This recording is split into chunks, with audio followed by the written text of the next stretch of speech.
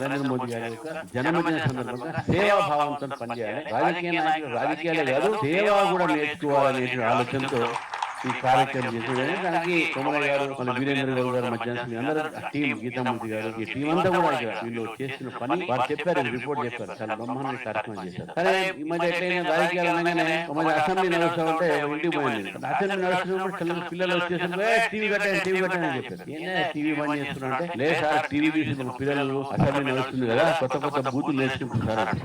So రాజకీయ నాయకులు అటువంటి అభిప్రాయం ఉంది అందరికీ. అంటే సేవాభావంతో కూడా రాజకీయ నాయకులు పనిచేయాలి. రాజకీయ పార్టీలు అధికారులు ప్రయత్నం చేస్తారు, ఎందుకంటే సేవ ఎక్కువ చేయాలి. కానీ కేవలం రాజకీయాలే కాదు, మన సేవ చేయాలనే ఆలోచనతో ఈ సేవా పక్వాడా నరేంద్ర మోదీ గారి జన్మదినం నుంచి గాంధీ గారి యొక్క జన్మదినం చేసిన మోదీ గారు ఎంత కష్టపడి మనకు తెలుసు. 24 hours లో 18 hours పనిచేస్తారు. జెట్ లాగ్ ఉండదు, ఎక్కడ విదేశాలు తిరుగుతున్నారు, అన్ని ప్రపంచంలో తిరుగుతున్నారు. భారతదేశాన్ని వికసిత భారత్ చేయాలనే కోరికతో వారు కష్టపడుతున్నారు. కాబట్టి